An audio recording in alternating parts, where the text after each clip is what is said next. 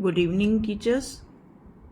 सभी सम्मानित अध्यापक साथियों का स्टडी विद परीक्षा 5483 में हार्दिक स्वागत है। आज मैं आपके लिए एक छोटा सा स्पेशल वीडियो लेकर आई हूं, जिसमें कुशल हरियाणा प्रशिक्षण कार्यक्रम के दौरान हमें जो ट्रेनिंग दी गई, जिसमें सिखाया गया कि न्यू अपडेटेड उड़ान मटेरियल को कैसे प्रयोग करना है और उसका विद्यार्थियों को अधिकतम लाभ पहुंचाना है, वो मैं एक शॉर्ट और क्रिस्प फॉर्म में आप तक पहुंचा सकूं। क्योंकि बहुत से अध्यापक साथियों को किसी कारणवश ये ट्रेनिंग नहीं मिल पाई है अभी तक, विशेषकर जो हमारे गेस्ट टीचर्स साथी हैं और बहुत से स्कूल्स में वो कार्यरत हैं। इसलिए उस ट्रेनिंग की एक समरी मैंने बनाने का प्रयास किया है। हो सकता है इसमें कुछ कमियां रह जाएं, लेकिन उससे इस वीडियो का उद्देश्य कम नहीं हो जाएगा। तो जैसा हमें सिखाया गया उस ट्रेनिंग सत्र में, वो मैं आपको बताना चाहूंगी। इस प्रोग्राम का नाम था TLC कुशल हरियाणा प्रशिक्षण, यानी कि teaching learning cycle. Remedial classes चलाते समय हमने किन बातों का ध्यान रखना है और कैसे छात्रों की उन कमियों को दूर करना है, इसके लिए 4 चरण बताए गए TLC में। पहला, पहचान, जिसमें हम विद्यार्थियों की लर्निंग नीड्स को एसेस करेंगे, आइडेंटिफाई करेंगे। To identify the students learning needs. और ये काम कब किया जाएगा? कोई चैप्टर शुरू करने से 2 हफ्ते पहले। और उड़ान क्लास में करना है ये, सुबह जो हम 1 घंटे का 0 पीरियड लगाएंगे। और उसमें उड़ान वर्कशीट को कैसे इस्तेमाल करना है, उसके 50% प्रश्न, यानी कि आधी वर्कशीट को हमने पहचान करते समय करवाना है।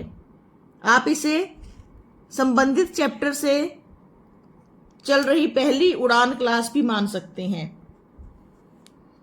उसमें हमने 50% प्रश्न हल करने को देने हैं।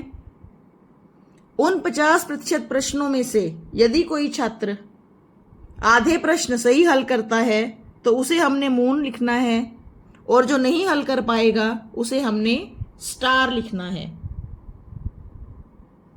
और ये करना कब है? सुबह एक्स्ट्रा पीरियड के दौरान। जब हमने स्टार और मून छांट लिए तो फिर हमने उनकी इन कमियों पर काम करना है। उस दौर का नाम है परिवर्तन। सेकंड स्टेप का नाम है परिवर्तन। After assessing the needs we have to work on them. मान लीजिए हमने नाउन चैप्टर पढ़ाना है, हमने जो टॉपिक करवाना है वो है नाउन। उससे रिलेटेड वर्कशीट में हमने 50% क्वेश्चंस पहले करवा दिए, मून्स और स्टार्स बना दिए।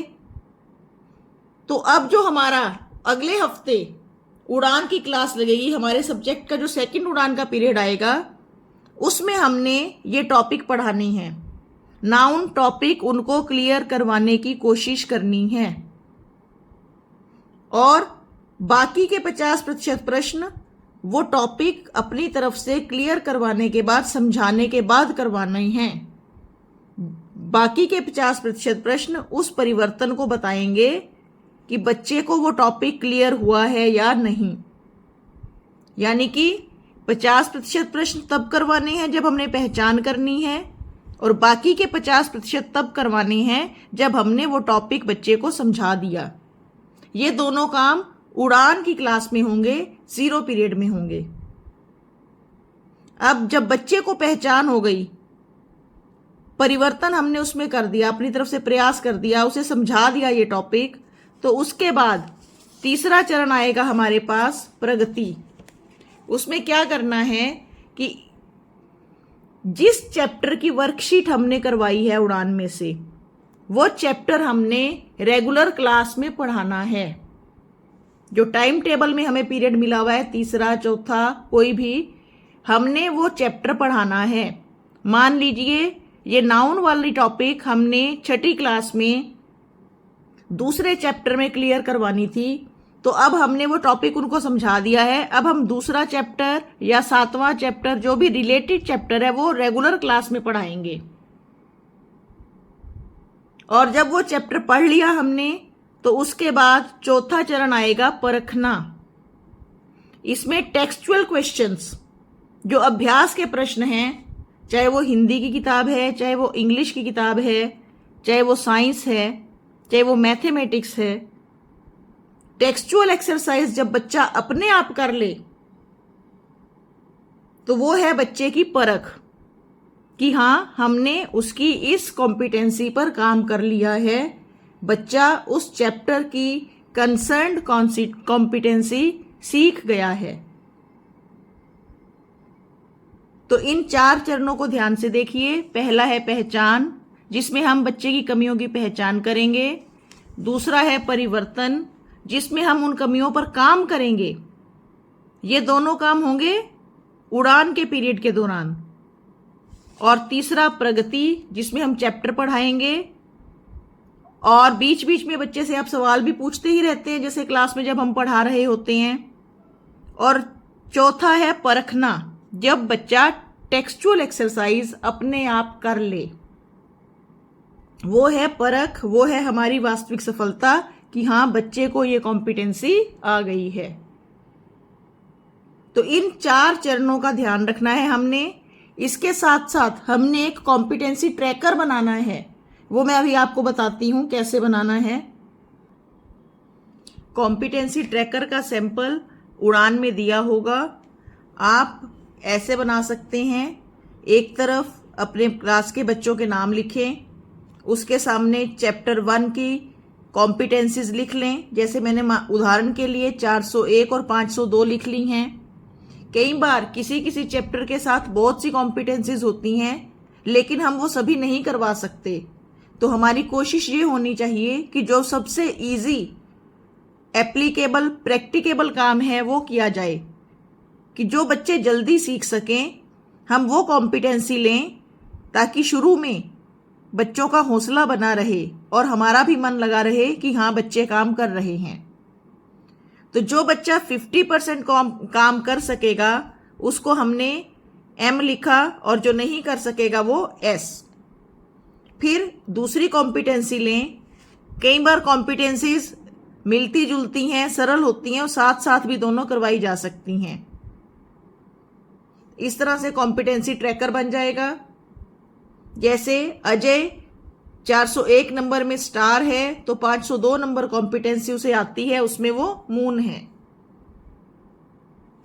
ऐसे ही कुछ सवाल आ रहे थे मंथली रिकॉर्ड रखने के, कि SBA, स्कूल बेस्ड असेसमेंट, क्या चीज है।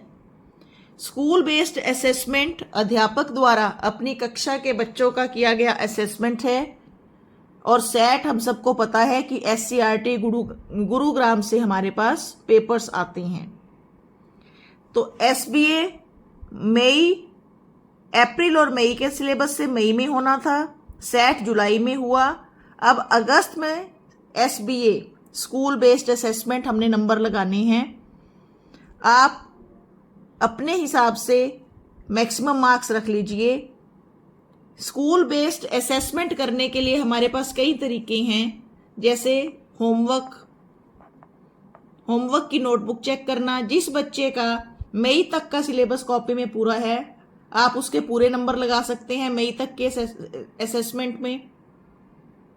दूसरा, आप उन्हें कोई चार्ट, कोई मॉडल, कोई प्रोजेक्ट बनाना दे सकते हैं। ग्रुप डिस्कशन, आप ओरल टेस्ट ले सकते हैं। आप छोटा सा पेपर बनाकर दे सकते हैं 10-12 नंबर का, जिसमें उन चैप्टर्स के क्वेश्चंस हों जो आपने उस समय तक के सिलेबस से लिए हों। इस प्रकार से 15 आइटम्स हैं जिनको हम स्कूल बेस्ड असेसमेंट में यूज कर सकते हैं। सबसे बड़ी बात यह है कि स्कूल बेस्ड असेसमेंट में आप वही आइटम्स रखिए जिनका आप रिकॉर्ड रख सकें। जैसे होमवर्क की नोटबुक हमेशा हमारे पास रहती है, प्रोजेक्ट या चार्ट कोई बनवाइए छोटी ड्राइंग शीट पर और उसे होमवर्क की कॉपी में चिपकवा लीजिए। वो आपका रिकॉर्ड हमेशा आपके पास रहेगा और उसके मार्क्स आप इन कॉलम्स में लगा सकते हैं। अगर आप क्वेश्चन पेपर कोई बनाते हैं तो उसको संभाल के रखना थोड़ा मुश्किल हो जाता है, उनकी आंसर शीट्स को। ग्रुप डिस्कशन उन टॉपिक्स पर करवाइए जिसमें क्लास के ज्यादा से ज्यादा छात्र पार्टिसिपेट कर सकें। तो ये कोई मुश्किल काम नहीं है, हम सभी ये काम रूटीन में अपनी क्लासेस में करते आ रहे हैं, सिर्फ नाम बदल गया है। और सबसे ज्यादा इंपॉर्टेंट कि रिकॉर्ड सहेज कर रखना पड़ेगा, तो प्लीज इस बात का ध्यान रखिए। अगर कोई और जानकारी मिली तो वो भी अवश्य ही आपके साथ वीडियो में शेयर की जाएगी। तब तक देखते रहिए स्टडी विद प्रेक्षा 5483। धन्यवाद।